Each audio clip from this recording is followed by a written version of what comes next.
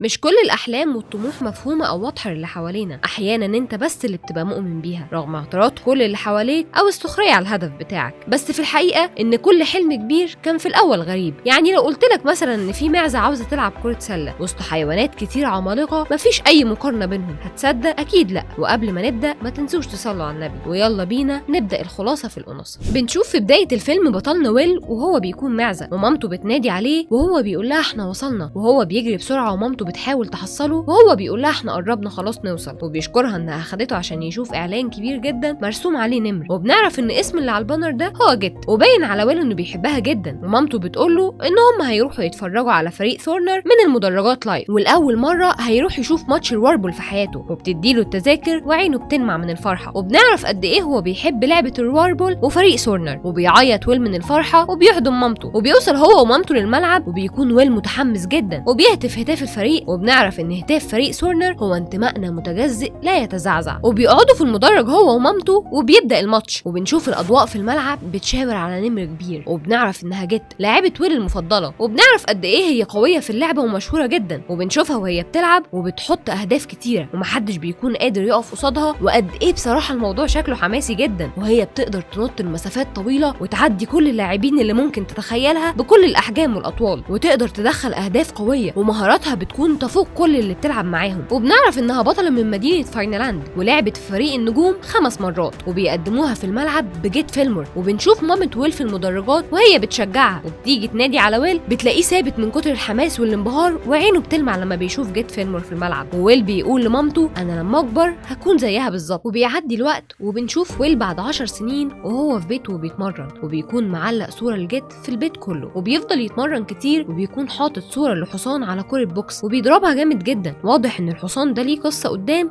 واكيد هنعرفها. وبيتكلم ويل مع جيرانه اللي فوق، وبيكلم واحد منهم ويل وبيساله لو هو بيتمرن كل يوم، وهو بيقول له انت عارف يا ثيو ان جيت فيلمور ما بتاخدش اجازه وانا كمان زيها. وبيقول له جاره ان بابا بيقول انك مش هتلعب رواربول عشان انت حجمك صغير، وويل بيقول له ان الكل بيقولوا كده، لكن لما انا انضم لفريق ثورنر هتكونوا في الملعب بتتفرجوا عليا وبتشجعوني. وبيشجعوا ثيو، وبتيجي الويل رساله على الموبايل من خدمه توصيل المطعم اللي هو غالبا شغال فيه، وبيخرج من البيت اللي هو عايش فيه واللي بيبان قد ايه هو صغير جدا، وبيوقفه فار وبيقول له اتمنى ما تكونش بتحاول انك تهرب من غير ما تدفع الايجار. وويل بيقول له هديلك الايجار بمجرد ما تصلح الفتحات اللي في السقف. وبيساله الفار فرانك اللي هو صاحب البيت اي فتحات، ولكن ويل بيسيبه ويمشي بسرعه وبيقول له لازم اروح الشغل. وهو في طريقه في الشغل بنشوف قد ايه هو حجمه صغير بالنسبه لكل الحيوانات اللي حواليه من نمور وتماسيح وتران وفيله. وبيوصل الشغل اللي هو مطعم بيتزا، وبيكونوا كلهم بيشجعوا فريق ثورنر، وبيكون شغال برنامج على التلفزيون بيتكلم عن جيت فيلمور وانها هتواجه البطل ماين اتراكشن. وبنعرف ان هو ده اللي كان محطوط على كيس البوكس في بيت ويل. وبنعرف ان المباراه الجايه هتكون فريق ثورنر ضد مغامه، وفي المطعم بنعرف انهم ما بيحبوش يستقبلوا اي حد بيشجع فريق تاني غير ثورنر. وبتاخد النعجه صاحبه المطعم الفطيره اللي قدمتها لحد بيشجع فريق تاني، وهو بيقول لها ان فريق ثورنر كسر قلبه اكتر من مره، لكن هي بتقول له ان دي هي فاينلاند، احنا مش بنستسلم وعندنا دايما امل. وبيقول لها ويل ان كل اللي هم محتاجينه ان هم يضموني ليهم. فالحيوانات بيقولوا له هم بقى بيضموا الماعز كمان، وبتطلب صاحبه المطعم من ويل يوصل الاكل، وهو بيطلب منها انه ياخد فلوس زياده النهارده. بترد عليه انه لو عاوز زياده قول لثورنر خليهم يفوزوا في مباريات كتير عشان الناس تحب تيجي هنا تاني. وبيتكلموا تاني اللي في المطعم وبيقولوا فاكر جيت لما كانت لاعبه في البدايه كان المكان ده كله مليان زباين عن اي مكان تاني. فبيرد عليه صاحبه ان ده كان قبل ما نعرف ان هي مش هتجيب لينا لقب المخلب ابدا. بتقول له لو فضلت تتكلم كده هحرمك كمان من الحاجه الساقعه. وده بيبين لينا قد ايه هي بتحب جيت وفريق ثورنر. وبنعرف ان ويل عنده موهبه انه يقدر يشوف كل حاجه حواليه لانه معزه، وبيروح ويل يوصل اوردر وبنشوف مهاراته اللي بيستخدمها في توصيل الاوردرات. وبيروح لاصحابه البيت وبيشوفوا الماتش ما بين جيت وماين، وبيكون اصحابه شايفين انها كبرت وانتهى وقتها، بس ويل بيكون ليه راي تاني وانها تقدر توقف الحصان ده عند حده، واصحابه بيفضلوا يمدحوا في الحصان وويل بيكون مش قابل كلامهم. وفي الماتش بنشوف ويل وهو بيوقع اوليفيا لاعبه فريق ثورنر وانها كانت افضل اللاعبين، وبيمشي ويل وبيروح الملعب عشان يتدرب. وبنعرف انه مش هيقدر يشوف الماتش لان بعد الماتش الملعب هيكون مليان، وفي الملعب بيتمرن ويل وبيكون فعلا باين قد ايه هو بارع، وبيتخيل كمان ان في جمهور حواليه وبيجي دب كبير يطرده من الملعب، وبيكون شايف انه حجمه صغير. وبعدها بيمشي ويل بعد ما بيرفضوا انه يلعب معاهم. وبنروح للماتش وبنشوف جيت وهي بتمضي المعجب صغير على الكوره، وبيسالها انت ليه مش عارفه تكسبي البطوله، وتعليقات الجمهور بتكون بتكون محبطة جدا وبيطلبوا منها الاعتزال، وبتروح جيت لفلو اللي هي بتمتلك الفريق كله وبتطلب منها انها تجيب لاعب سادس للفريق، وبتكون شايفة ان هي كل اللي حواليها هم السبب في خسارتها. وبيروح ويل لكن صاحب البيت بيقول له ان دي اخر فرصة وانه عنده اطفال كتير ومحتاج يصرف عليهم. وتاني يوم بنشوف ويل وهو رايح يبيع اعز حاجة عنده، وبتكون جزمة لعبة واربول هدية من مامته وبيضطر يبيعها عشان الايجار، بس صاحبه بيقول له ان ماين عامل مسابقة بيتحدى فيها الناس انها تكسبه، ولو كسبوه هياخدوا فلوس. وبيروح القفص اللي بيلعب فيه ماين وبيكون بيكسب كل الاحجام وبيتريق على المدينة اللي هي منها جيت، فبيتحداه ويل انه هيكسبه وانه ما ينفعش يتريق على جيت ولا على فاينلاند. وماين بيتريق عليه وعلى حجمه لكنه بيقبل لما بيراهن على كل الفلوس اللي لسه واخدها من بيع الجزمة. وبيبدأ التحدي وبيدخل اول جول وبيقدر يوقع ماين وبيكسر رجله كمان، وبيدخل الجول التالي والحيوانات كلها بتمسك التليفونات وبتبدأ تصور اللي بيحصل. وفي اخر جول ماين بيمسك الكورة وبيضرب ويل وبيقدر يدخل ال3 اجوال، وبيفتكر ويل ان ماين بيقومه لكن طلع عاوز ياخد منه الفلوس، وبيزعل ويل جدا. ولما بيحاول يروح البيت بيلاقي الفار صاحب البيت اجره لحد تاني وسايب له حاجته بره، وبيضطر يروح لاصحابه ويبات هناك. ويل بيكون قرفان جدا من البيت، وبنشوف اصحابه وهم عاملين فيديو عن الماتش بتاعه هو وماين وبيتريقوا على ماين، وويل ما بيكونش شايف انه هيستفاد حاجه من الفيديو ده، لكن اصحابه بيقولوا له ان انت كنت عاوز فيديو وانت بتواجه الكبار، وخلاص ده حصل وقابلت كمان اشراسهم ورفعوا الفيديو على النت كمان. وتاني يوم ويل بيروح شغله وكل الحيوانات بيشجعوه في الطريق وهو ما بيكونش فاهم ايه السبب، وبيوصل المطعم وبتكون مستنياه هناك فلور صاحبه فريق سورنر، وبتطلب منه انه ينضم للفريق علشان الفيديو اللي انتشر على النت وانه عجبها. وفعلا بيمضي وبيكون اللاعب السادس في فريق سورنر وبيحتفلوا بيه في المطعم. وبتصحى جيت في بيتها على الخبر ده وبتشوف في التلفزيون الاعلان عن اللاعب الجديد وبتفرح جدا وبتكون متوقعه انه اكيد ضخم زي تمساح مثلا، لكن لما بتعرف انها معزه بتطلع تجري بالعربيه على فلور وبتتخانق معاها وبتكون شايفه انه مصدر احراج للفريق وبتكون عاوزه تاكله، لكن فلور بتوقفها وبتقول لها ان هي اللي هتقدمه للصحافه بنفسها كمان. وبتكون جيت رافضه تتكلم مع ويل ومش طايقاه، ولما بيدخلوا الاجتماع الصحفي اسئله الصحافه كلها بتكون محرجه، وهو كمان بيكون قصير جدا على الكرسي اللي هو قاعد عليه. وجيت بتوقعه في ماين وبتقول للصحفيين انه يتريق على شعره وانه بيسخر منه، وبيتعصب ماين جدا. وصحفيه بتسال جيت مش جه وقت الاعتزال، وهي بترد وتقول لها انها مش هتعتذر. والصحافه بتحاول تكلم مدرب الفريق وبيبان قد ايه هو طيشه، لدرجه ان جيت بتسيبه وتمشي وبيقابله ويل وبيتعرف عليه وبنعرف انه مش بيمارس حقوقه كمدرب وانه مجرد واحد بيمسك الدفتر. وبياخد ويل غرفه ملابس فريق سورنر وبيكون سعيد جدا وبيلبس هدوم الفريق. وبيجي وقت الماتش وبنعرف انه ماتش دوري الوربل الحيواني الاقليمي، وبنعرف ان الملعب بيتغير كل ماتش زي عواصف رمليه وجليد وكهوف مليانه نار ومنحدرات، وبيكون الماتش على وشك البدايه. والنهارده الماتش في جرين هاوس وبنشوف اللعيبه وهما بيستعدوا للماتش وبنتعرف على الفريق، وبنعرف ان اوليفيا بتكون مهتمه جدا براي الناس فيها وبتكون متوتره من كلام الناس وعاوزه التليفون طول الوقت عشان تشوف تعليقات الناس عنها على النت. وبنشوف باقي الفريق وبتكون زرافه طويله مهتمه بالموضه، ووحيد قرن عنده بنتين في منتهى الشقاوه. وبيجي ويل وبيقابل واحد كمان من الفريق اللي هو اسمه مودو، وبيكون سحليه مجنونه شويه وبيتحركوا عشان يبداوا الماتش. وبيسال ويل جيت لو كان ينفع يلعب النهارده، وبتضحك جيت ضحكه سخريه اللي هو بقابلني. وبيقعد ويل على دكه الاحتياطي وبيقوم ويل يقف مع الفريق كشكل مش اكتر في بدايه الماتش، والجمهور بيتريق عليه هم والمعلقين بتوع الماتش، وبيشجعوا اصحابه والناس اللي شغالين معاه في المطعم. وبيسال المدرب هو يقدر يشارك امتى، لكن المدرب بيقول له اقرا بس الكتاب ده الاول. وبياخدوا بريك ما بين الاشواط وبيطلب ويل من جيت انه لو حد تعبان هو ممكن ينزل مكانه، لكن هي بترفض وبتحاول جيت تحط خطه تخليهم يكسبوا. وبيحاول ويل انه يشارك في الفريق في اي حاجه، وبيعدي اكتر من ماتش والفريق بيخسر، وجيت بتكون رافضه تشارك ويل في الماتش. وبنشوف جيت وهي رايحه الملعب عشان تتمرن، وبيوصل ويل وبيحاول يوريها مهاراته ويتحداها في مره واثنين وثلاثه وفعلا بيقدر يبهرها، لكن هي ما بتكونش راضيه تعترف انه فعلا يستحق فرصه وبتتحداه. وويل بيساومها على انه لو كسب التحدي هينزل يلعب الماتش الجاي، بس هو فشل في اخر لحظه لان المدرب جه من وراهم وخضهم خضه وحشه قوي. وطبعا جيت مصدقت انه ما قدرش ينجح، والمدرب بيقول لهم ان الطياره فاضل عليها 30 دقيقه وتتحرك. وبيكون ويل منبهر جدا بالطياره، لما بيعرف كمان انها خاصه انبهاره بيزيد، وبيطلع على الطياره وبيشوف اوليفيا. وبنعرف هنا ان اوليفيا عندها مشكله كبيره وانها من طيور لكن هي ما بتطيرش، عشان كده بتكون طول الوقت خايفه من انتقادات الناس والتنمر. وبيحاول ويل يتكلم مع الفريق لكن محدش بيكون عاوز يتكلم معاه، والمدرب بيحاول يقنع جيت ان ويل يلعب، لكن هي بتقوله ان اي حد يقدر يجيب الاجوال اللي هو جابها. وبيجي ويل ويتكلم مع جيت ويقول لها انا نجحت في الاختبار، بس هي بتتريق عليه. وبتيجي مسج لويل بان ماين عمل اغنيه عنه عنه، وبتطلب منهم جيت انهم يشغلوها على التلفزيون، وبيتريق فيها على ويل وبتعجب الفريق وبيفضلوا يغنوها. وبيكون ويل متضايق ومحبط، وبيوصلوا للاوتيل وبيكون فخم جدا ومبهر قوي. وبيدخل ويل اوضته وبيكلم اصحابه وبيوريهم قد ايه الاوضه حلوه جدا، وبيسالوه لو هيجيبهم يتفرجوا على الماتش زي ما وعدهم. فبيقول لهم لو فضلت في الفريق لحد الاسبوع الجاي هجيبكم. واصحابه بيشجعوه ويقولوا له ان محدش يقدر يطرده، وبيطلبوا منه انه يمقمق بصوت عالي.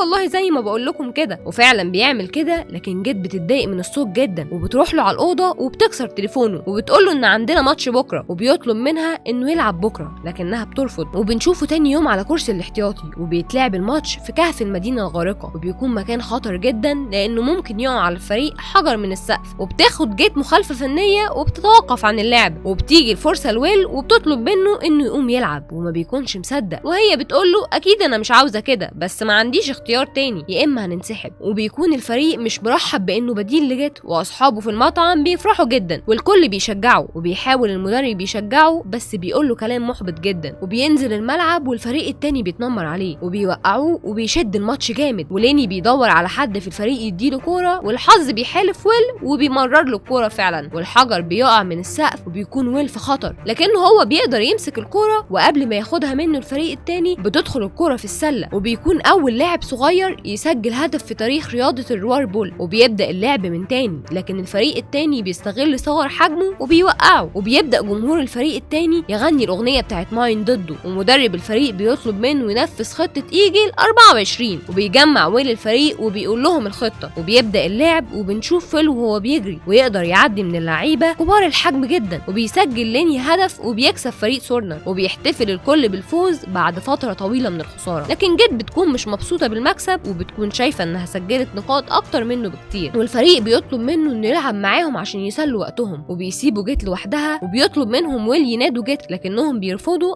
عشان هي بتفسد لعبهم، وبيقولوا ان هم كسبوا من غيرها. وبتقول لهم اوليفيا انها ممكن تكون سامعاهم، وفعلا بتكون سامعاهم، وبيقولوا انها بتحب ان الفوز يكون بسببها. لكن ويل بيقول لهم ان هي فعلا الفائزه وهي هتقودهم للتصفيات. والفريق بيكون محبط وبيقول له دي مره بس، وكمان احنا المدرب بتاعنا دينيس، يعني ما نقدرش نحقق اي حاجه. وبنعرف ان ليني كمان الناس بيتنمروا عليه عشان هو مجرد واحد طويل الرقبه. وبنعرف انه مغني راب، وبيتكلموا مع بعض وعن انهم شايفين نفسهم فاشلين. وبيكسب مودو في لعبه الاونو، وبتتصل بيهم فلو وبتبارك لهم على الفوز في الماتش، وبتقول لهم انهم بكره هيصوروا اعلان ترويجي لجيت، بس المره دي كلهم هيشاركوا فيه. وطبعا ده ما بيكونش عاجب جيت، وبعد محاولات كتير من تصوير الاعلان اللي بتبوظها جيت، لان بيكون مطلوب منها انها تدي الشعله وتسلمها لويل، وما بيصوروش الاعلان. وبتخرج وبيتمشى معاها ويل، وبيقول لها ان ده مجرد اعلان عشان الناس والدعايه، لكن هي بتقول له ان دي نظره الناس ليها، الناس بيكونوا عاوزينها تدي الشعله لحد تاني، وهي بتكون شايفه ان هي لسه المفروض تكمل. وهم ماشيين الحيوانات بيطلبوا منها الاعتزال، وبيصوروها وبيتنمروا عليها، وبتتضايق جدا. وبيطلب منها ويل انها تحصله وتجري وراه، وهو هيخرجها من المكان ده عشان لما هي بتدور على عربيتها وعلى السواق مش بتلاقيهم. وبيجروا وبيهربوا من التذاكر بتاعه المترو، وعلى اخر لحظه قبل ما الباب بيقفل بينطوا في المترو وبيهربوا من الامن. وبتضحك جيت وبتكون مبسوطه، وبيطلع في الاخر ويل اشترى التذاكر، بس هو بيكون عاوز يتبسط بالمطارده دي مش اكتر. وبيتكلموا هما في العربيه، وبيقول لها ويل انه مش فاهم ليه الجمهور بيعمل كده، اكنك بتخسري طول الوقت. لكن هو فاكر الماتشات اللي هي كسبتها وسجلت فيها 70 جول كمان. بس هي بتقول له انت عارف ليه الماتش ده اسمه كره الفراق؟ لاني ضيعت اخر جول يخلينا ناخد كاس المخلب، ومن ساعتها وفاينلاند ما بتحبنيش. لكن ويل بيقول لها انت هتسمعي كلام الحاقدين. بتقول له ان هي شايفه ان هي دي الحقيقه. وبياخدها ويل للمطعم اللي كان بيشتغل فيه، وكل اللي في المطعم بيكونوا مش مصدقين ان جيت فيلمر قدامهم بنفسها. وبتشوف جيت قد ايه الناس بتحبها ومعلقين صورها ومحتفظين بكل حاجه بتاعتها، وبتقعد تتكلم مع اللي في المطعم، وبتاكل الفطيره بتاعتهم كمان وبتحبها جدا. وبتطلب من صاحبه المطعم انها تاخد الحذاء بتاعها اللي هم بيكونوا محتفظين بيه، وبتعرض عليها تديها فلوس في المقابل، لكن صاحبه المطعم بتديهولها من غير مقابل، بس بتطلب منها طلب واحد وهي انها تجيب بيهم كاس المخلب. وبتتكلم جيت مع ويل، وبتعرف ان سبب معرفته بالمطعم ده هي مامته، وبنعرف انها مرضت وماتت، وان اهل فاينلاند هم اللي وقفوا معاه. وبيعرفها ان الكل اتريق عليه لما قال انه هيبقى لاعب روار بول، ما عدا امه هي الوحيده اللي كانت مصدقاه. وبتتاثر جيت وبتجيلها العربيه، بس قبل ما بتمشي بتقول له ان في ناس طيبين واقفين معاك، وهو بيقول لها وانتي كمان. وبيتفقوا ويتقابلوا في التمرين اليوم التاني. وبالليل بتشوف لايف فتحه ماين بيتريق على ويل، وبتدخل جيت وبتقدر تحرجه، والناس كلها وقتها بتشوف ماين وهو بيتهزق من جيت، وبيتجمعوا كل اللعيبه، وكل اللعيبه بيكونوا مش مصدقين انها شكرت فيهم قدام ماين في اللايف، بس هي بتقول لهم انها كانت صادقه في كلامها، وبتعمل اول تغيير يبين لنا قد ايه هي اتغيرت، وانها بتسيب القياده فعلا للكابتن دينيس وبتديله الصفاره. وبنشوف دينيس قد ايه هو متحمس، وبيعرفهم خطه اللعب، وبيعيد ترتيبهم في الملعب، وبيدي كل واحد مهمته. وبنشوف الماتش وبنعرف قد ايه هم عملوا ماتش جامد جدا لما كل واحد عرف مميزاته. وكمان دينيس بيدرب جيت على انها تدي الكوره في الملعب لحد غيرها، وبعد محاولات كتير بينجح، وبيدرب ويل على انه يقدر يعدي من اي حد مهما كان ضخم، وبكده بيكون الكل مستعد. وليني بيعمل اغنيه بيرد فيها على ماين لما اتريق على ويل، وويل والفريق بيبقوا اصحاب، وبيبقوا فريق كمان قوي جدا، وبيوصلوا مع بعض النص النهائي. وخلاص المفروض بيكونوا بيقربوا يقابلوا فريق ماين عشان ماتش كاس المخلب، وبيروحوا حفله معموله علشانهم. وبيسال دينيس على جيت، وبيروح ويل يشوفها، وبيسمع ويل كلام جيت مع فلو، وبيعرف انها باعت الفريق، وان كمان بعد الماتش ده جيت المفروض تعتذر، وكلهم كمان مش هيلعبوا تاني. وجيت بتكون مصدومه، وبيطلب منها ويل انها تبلغ الفريق، وهي بتصمم انها تقول لهم بعد الماتش، والماتش ده هو اللي هيأهلهم للنهائي. وبتكون جيت متوتره جدا، وبترجع لنفس اسلوبها، وكل اللعيبه بتكون مش فاهمه حاجه، وبتكون هي بس اللي عاوزه تدخل الجول. وبيطلب منها ويل انها تقول للعيبه، لكنها بترفض، فبيقول لهم هو. وجيت كل اللي بتكون مركزه فيه ان اعتزالها ممكن يكون بعد الماتش ده، وهي مش لازم تخسر. وبتبدا تكون هجوميه جدا بشكل مخيف، لدرجه انها بتاذي فريقها وبتعورهم، لدرجه انها في اخر جول كان هيدخلوا ويل نطت خدت الكره منه عشان هي تكون السبب في الفوز. وفعلا بيكسبوا ماتش نص النهائي، وبكده يكونوا تاهلوا لكاس المخلب. وبتكون جيت فرحانه انهم كسبوا، بس الفريق كله بيسيبها ويمشي، وويل بيقول لها انت كنتي لاعبتي المفضله، بس ده انتهى دلوقتي. وبيكون الفريق كده اتفكك، ومحدش هيلعب على الكاس، حتى دينيس بيمشي. وبيروح ويل للملعب القديم اللي كان بيلعب فيه، وبيلاقي الفريق اللي كان بيرفض يخليه يلعب معاه، وبيعاملوه كويس جدا. وبتجيله جيت وبتكون عاوزه تتكلم معاه، وبتعتذر له، وبتقول له انها كانت عاوزه تكسب اللقب والشعار، عاوزه تعرف يعني ايه تكون واحد من العظماء، وبتحاول تبرر له اللي حصل، وويل بيقبل اعتذارها. وبيروحوا من تاني يجمعوا الفريق مع بعض، وبيجي الماتش الاخير والاهم، الماتش الحاسم للكاس، وممكن تكون الفرصه الاخيره لجيت. وبيبدا الماتش والملعب بيكون مولع، وده مش مبالغه مني، لا الملعب بيكون مولع بجد. وبيسجل ماين اول هدف، والماتش بيكون اقوى ماتش لعبوه في كل اللي فات. وبنشوف قد ايه الفريق متعاون، ولكن ماين بيوقع جيت وبتتصاب، وبتعرف من الدكتوره ان الاصابه دي لو حملت عليها هتنهي مسيرتها، والكل بيخاف انه ما يكسبش من غير جيت. لكن ويل بيشجعهم، وبيقدر يرفع من روحهم المعنويه، وبيحيي الجمهور جيت اول ما بتدخل مصابه. وبيبدا الربع الثالث من الماتش، وكل واحد بيكون بيتحدى نفسه، وبتطير اوليفيا لاول مره من كتير قوي، وبتقدر تدخل جول وتوقع ماين. وبيتعصب ماين وبيطلب من الجمهور تشجيع، وبيكون عاوز يكسب باي شكل. وبيبدا الربع الاخير، والملعب بيكون اخطر بكتير، وبيوقع ماين ويل، وبيدافع ارتشي وكل الفريق عن ويل، والحكم بيدي لارتشي طرد. وهنا بتحصل مشكله كبيره، ان القانون بيقول ان لازم الفريق يكون 5 لا اما هينسحبوا. وبتقرر جيت انها تقف وتكمل الماتش، وبيحاولوا يمنعوها، لكن هم بيكونوا عندهم خطه، وهي تشتيت انتباههم، وان هم يحاولوا يوقفوا جيت، لكن جيت مش هي الهدف. وبيلعب الفريق بالخطه، وبتطلع جيت تاخد الكره وبتنزل على الرجل المصابه، والكل بيجري عليها، ولكن بيقدروا يشتتوا الانتباه، وويل هو اللي بياخدها عشان يدخل الجول، بعد ما توقع الكل ان اخر هدف هتحطه جيت. وبيكسب فريق سورنر لاول مره من 50 سنه بكاس المخلب، وبيحتفل الكل بالنجاح والمكسب. وبيجري ويل على جيت وبيحضنها، وهي بتقول له ان مامتك كان عندها حق، وفلور بتحاول تتكلم معاهم، لكن هم بيعرفوا ياخدوا حقهم منها ازاي. وبيستلم الفريق الكاس، وبيحتفلوا مع اهل فاينلاند، وبتدي جيت المايك لويل، وبيحكي عن ان محدش كان مصدق حلمه غير والدته، وان اهل فاينلاند وقفوا معاه، وان اخيرا جبنا اللقب، ومحدش مهما حصل يقدر ياخد اللقب. وبياخد مودو المايك، وبيكون مجهز مفاجأة، وان سورنر مش هيعتزله لان هو اللي اشترى الفريق، وبنعرف انه اشتراه لانه شاطر جدا في لعبة الاونو. وبكده سورنر هيفضلوا في المدينة للابد. وبيحتفل اهل المدينة والفريق، وفي النهاية الكل كان مش مؤمن بيه، وشايفين الحلم مستحيل، بس هو ما استسلمش، وكان مؤمن بنفسه، ومعاه شخص واحد بس هو امه، وبرغم انها ما كانتش معاه بس فضل ايمانها بيه في قلبه. واتمنى يكون عجبكم الفيديو، ما تنسوش اللايك بقى والاشتراك، واكتبولي في الكومنتات عاوزين ايه الفيديو الجاي. سلام.